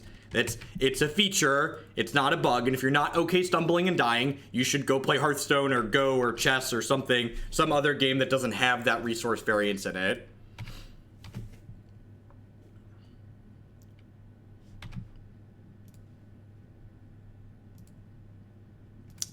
Maybe I should get more green there. I'm a pretty green heavy deck. And like the fact that we're on 4 trackers in this build definitely makes you like favor playing more lands. I think we don't have enough empirical evidence one way or another to determine if there's actually a scry bug in Magic Online, but I will say that we can only assume that the scrying code in Magic Online was written with the same pristine quality as the rest of this application, which I'm going to leave that as an exercise to the reader as to what exactly I mean by pristine quality of Magic Online. You can let your imagination think about whatever that might mean.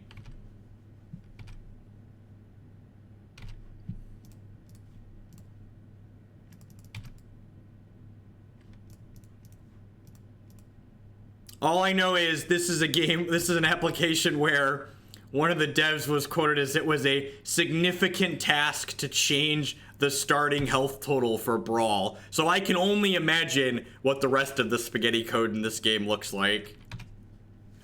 And lets us play Magic very well. We are very in trouble if he has Hero Fall, you're not wrong.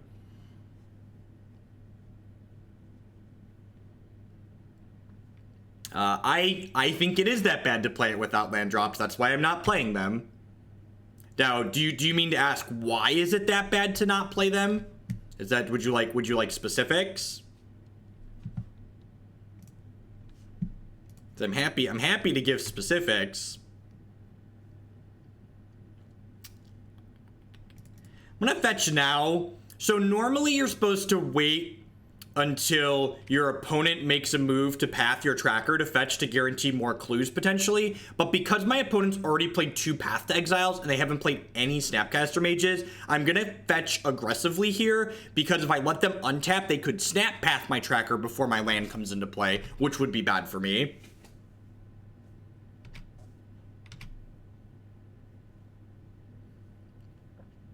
We're playing around removal. We're playing around my opponent having answers in their deck full of answers. Like, if every one of my threats draws a card and replaces itself, I'm far more likely to run my opponent out of answers than just slamming all of my threats and allowing all of my threats to get 1-for-1 means they're probably still going to have plenty of answers in their hand and they're not going to run out. And I'm going to die because they're going to 1-for-1 and 2-for-1 me with sweepers, and I'm going to run out of cards and not be able to do anything. All right, so they have 5 cards in their discard pile. They have 5 cards in their discard pile. Eternal Witness gives me some choices here. Do I want to turn Witness into a Rec Sage and kill this Search for Azcanta? I probably do, right? Oh, I don't have 4 green, so I can't do that. All right. Well, I guess I'm casting Witness.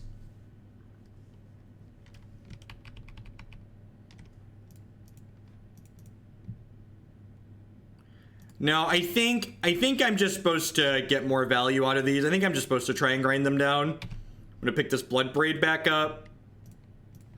I'm gonna play this other tracker. I'm gonna play Botanical Sanctum and make a clue and pass. I don't think that's worth it. I think spending 2 cards to add a land and kill their search is not a worthwhile exchange for me.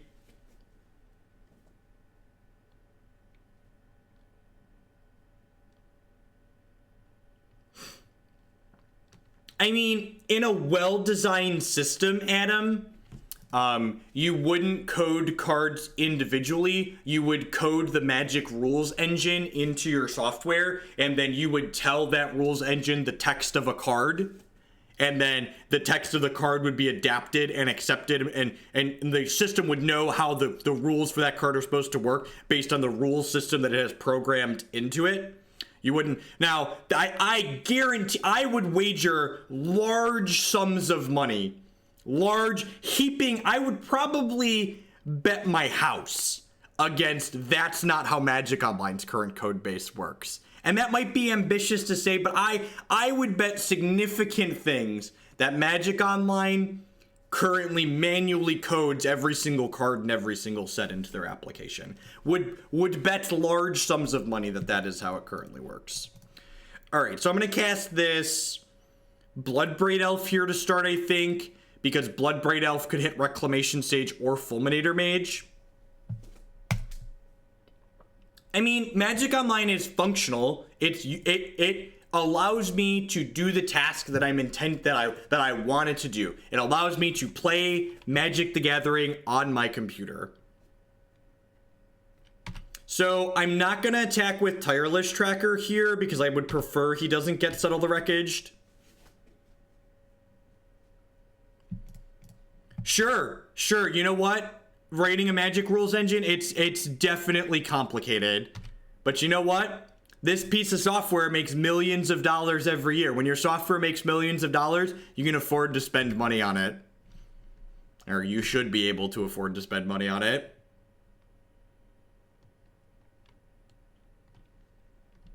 It's definitely not easy. No, I'm not just spending my Fulminator Mage to play around to settle. This Fulminator Mage is killing this Azcanta if it flips. That's...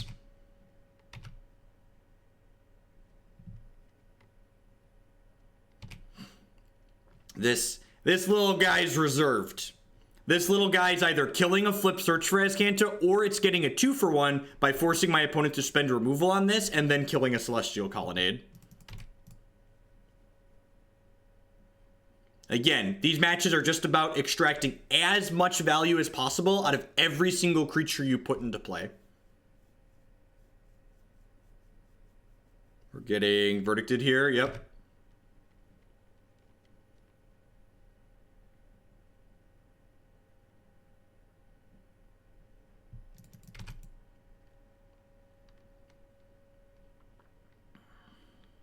All right, so they're at 12. I get to take them off this colonnade.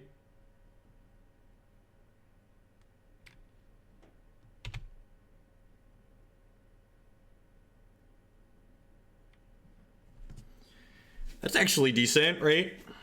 I guess I can't actually play it this turn along with Scab-Clan. I guess I'm starting by cracking this, right? Just seeing what we get. If I draw a red source here, I could be okay. Actually, that's a fetch land. So I could play the Fulminator and the Scab-Clan here, but instead I'm just going to go Tracker, make 2 clues, smack you with Scab-Clan Berserker. Scab-Clan Berserker is actually pretty good in matchups like this. Like, it might just eat poop and die here, but like, it's going to deal at least 4 damage before it eats a bag of poop.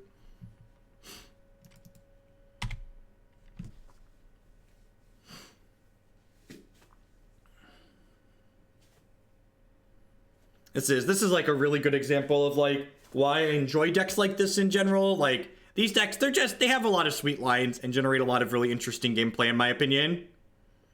So here, I mentioned earlier playing around Settle the Wreckage. Here, I'm actually going to go ahead and give my opponent a chance to Settle the Wreckage me, because if they want to settle and kill both of these, this has already drawn 3 cards, and if they settle this turn, my Fulminator Mage is going to get to kill their Azcanta before they get to do anything with it, which I think is ideal.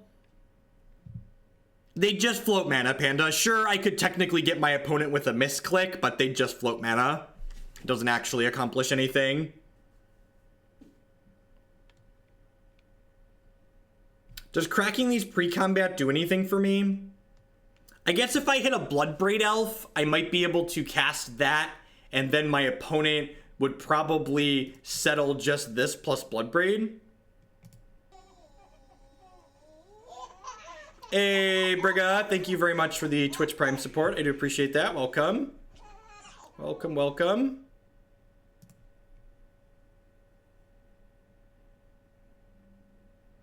Scavenging Ooze. All right, so we're just gonna smush with these guys. And again, like, if we get settled here, it sucks, but it is what it is. If we don't get settled, they're kind of in a bad way. I guess they could have Snap Path here. Take my ad money, you dirty cam girl. Extras, thank you for the bits. I appreciate that. Ooh, this is kind of brutal for us. So they're gonna take my Fulminator Mage here now.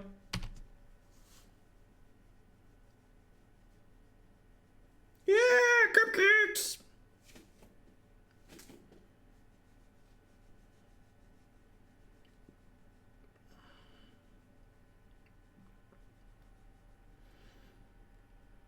This does mean, however, if they take the mage, that if they want to trade with my Scab-Clan Berserker, they're going to take 6 from my Tireless Tracker, which is like, whoa, wait, they took my Eldritch Evolution? Really? All right, blocks are fine.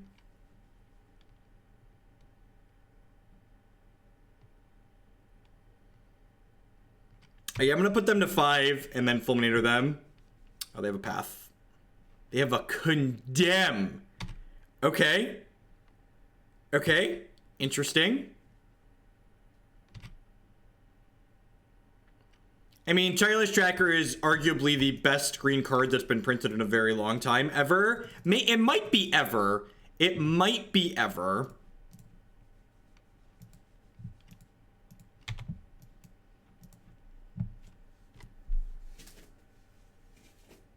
Yeah, I've played Condemn in my blue-white decks too. Like, it's just a good card. It's like your 5th Path to Exile. Like, you can't play Lightning Bolt, so.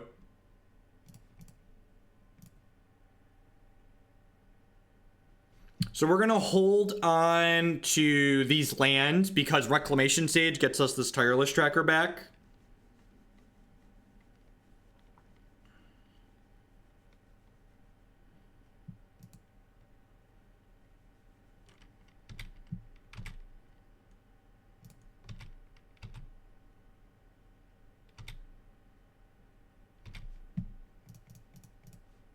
I know about the Scooze. I wonder if they have a snare. This paused me to feel like they maybe had a snare. It's just a logic knot. Hey, what's going on, Fier? Hope you're doing well. Hope life is treating you good. And I'm just gonna go ahead and cast this now. It's a little bit medium against a sweeper, but it's much better against counterspells. And I think my opponent very likely has more counterspells in their deck than they do sweepers at the moment. And I'm sure they're going to draw a sweeper, and some results-oriented person in chat is going to be like, ha ha, shouldn't have played your thing. But I think it's statistically correct to play my thing here. Okay.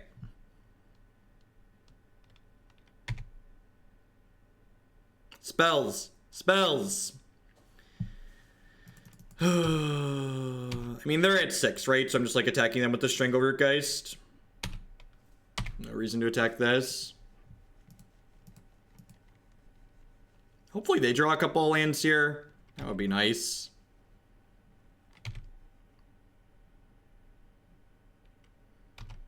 I do remember when we were missing land drops, right? Bolt's not a bad draw. Remember when someone wanted to leave our birds in against blue-white? Remember when someone in chat was wondering why we weren't leaving in our birds?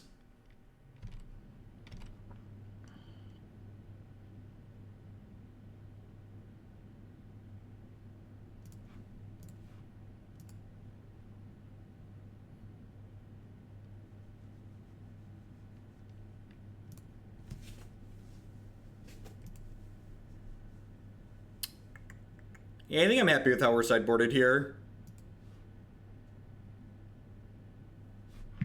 Leovold's a design mistake. That's like saying Deathrite Shaman's the best green creature ever printed. It's definitely correct, but we're just like blanking that one out. Just like putting asterisk in things that aren't defensive design mistakes. Yeah, that's a good way to put it. People who leave in Birds of Paradise against the Supreme Verdict deck are the same ones that leave in their discard spells in the Jund Mirrors.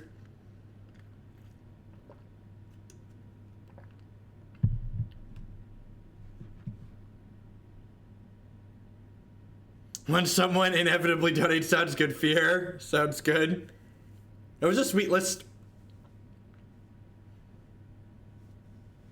Why is it a design mistake? Because it's offensively powerful and does too much in too many different colors of mana?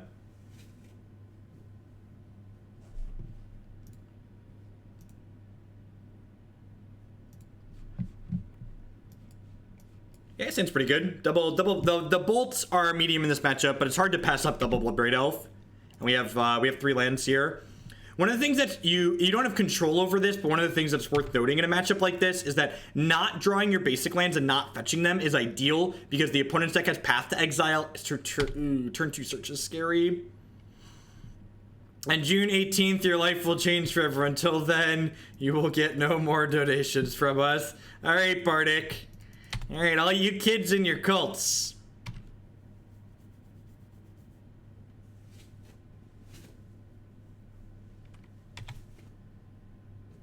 Deathrite Shaman basically said, what's the color pie? Discard spells are bad in green-black mirrors because the green-black mirrors tend to be about playing to the board and affecting the board.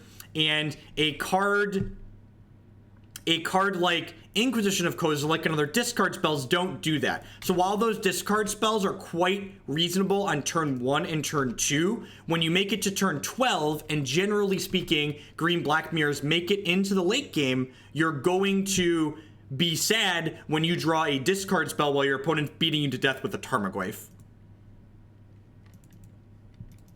So, discard spells are bad top decks in the mid to late game. And generally speaking, Jund Mirrors, unless one player gets exceptionally unlucky, always make it to the mid to late game because it's an attrition-based matchup where people are slogging through each other's resources.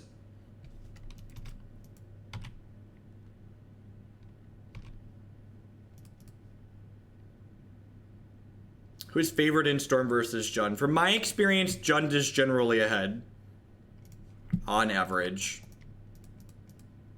The key is having hands that involve pressure, though. It's very easy to keep hands that don't involve pressure and then give the Storm player too much time to kill you.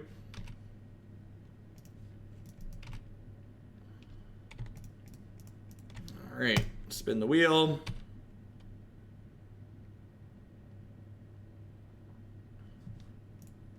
That's interesting. I don't know.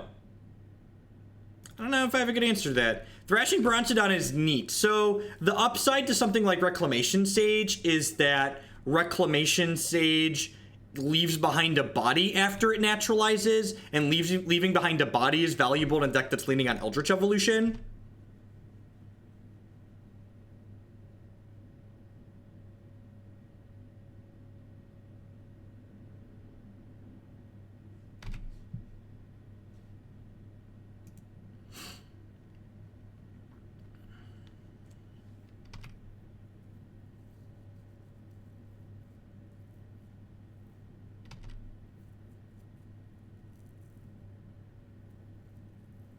Correct. Bronte is more similar to something like Quasily Pride Mage. So if we were a Court of Calling deck, I would say Bronte would definitely be better. But in this deck, I think Reclamation Sage is better. I think if you wanted a main deck Naturalize effect in this deck, I would play Bronte because a main deck Naturalize isn't always going to be useful. So like having the ability to... What's the word I'm searching for? Having the ability... I'm going to fetch Shock and need another card out of the discard pile here. Having the ability to... have a 3/4 is reasonable.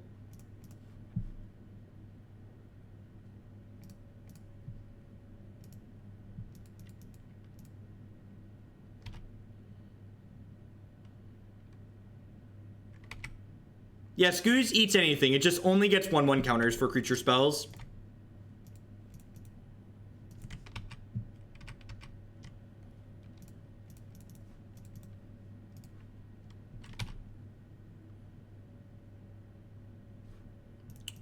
That's a pretty good one. It's a pretty good one. Do I want to play lands out at this point? I don't think I do. I have 4 trackers in my deck. Am I aggressively stone raining them? I don't think so. I think they're going to 9 here, so I just want to keep pressuring them.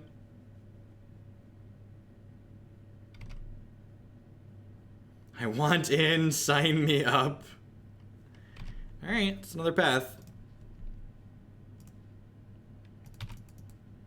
So we're still at 12 here. Yeah, I definitely think I want to save the Fulminator Mage to, again, either force action on their part or kill the Azcanta if it flips.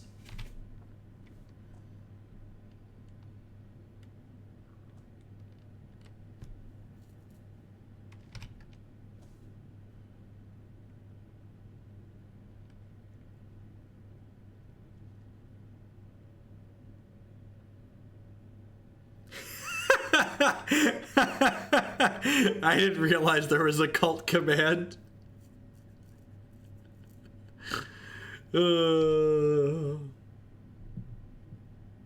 It doesn't look like anything went through AGI. No, my last donation is from Demi Ice currently.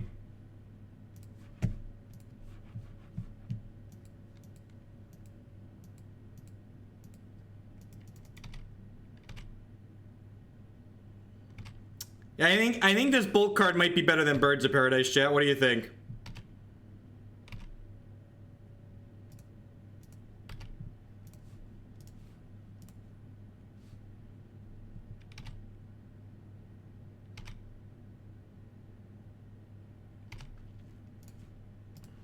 Streamlabs is just like a PayPal front end, right? As far as I'm aware.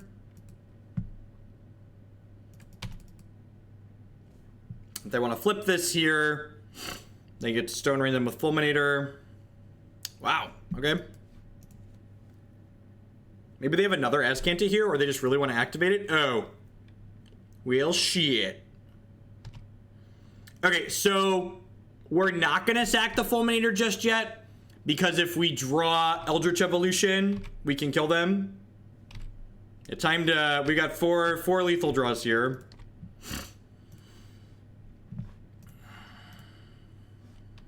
Diddle the Elspeth, let them know you mean business. That's what we like to call a redraw in the biz.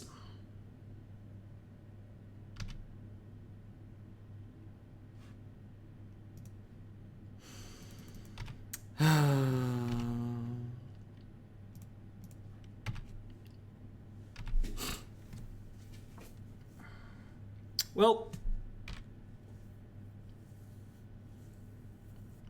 even if we could have just, like, drawn a Tireless Tracker there, it would have been fine.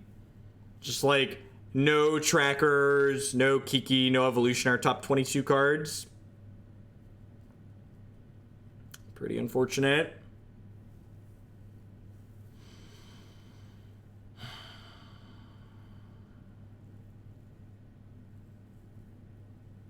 I don't know if I'm supposed to kill Azcanta. It's a good question. I don't actually know if I'm supposed to kill Azcanta. I feel like I'm just supposed to pass the turn and, like, hope to draw an Eldritch Evolution still and kill them next turn. We're pretty far up a creek here.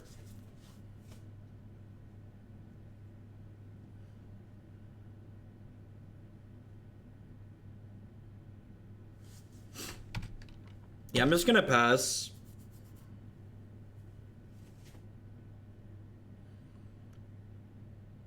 Yeah, but I think I just have to hope they brick for a turn. Like, obviously they probably don't have anything or they wouldn't have tapped out here, right? So, like, they don't have anything in hand, so I have to, like, hope they brick on their draw step plus the first Azcanta activation and then kill them next turn.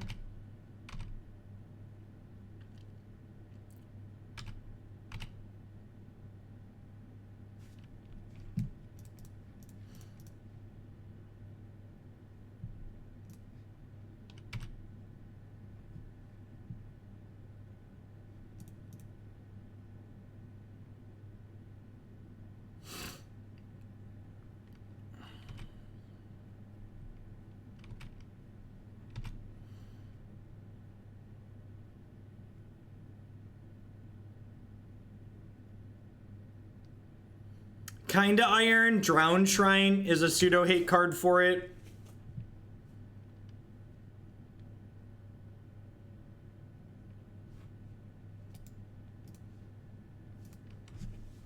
So yeah, just flooded and died there a little bit, which is, again, that's part of Magic.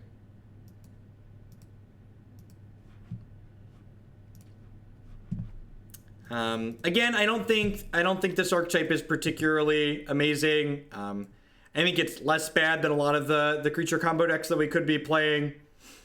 I think the changes I would make if I were to play this deck again in the future is I would turn this Strangleroot Geist into a Raging Ravine.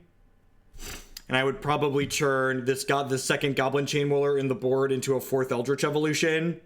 So I think those would be the changes I would make. We definitely lost. You're going to lose a deck like this, especially with 4 Tireless Tracker, is you're going to lose far more games to Stumbling and Dying than Flooding and Dying. Like, the flooding that game wouldn't have even been that bad if one of our 4 Tireless Trackers or 3 Eldritch Evolutions would have been the top third of our deck. So pretty unfortunate to not only flood, but also miss on those 7 cards. So I think those would be the changes I would make. I would play a Raging Ravine over this Geist, and I would turn this second Chain Boy in the board into an evolution, 4th evolution. All right, let's pox some nerds, shall we?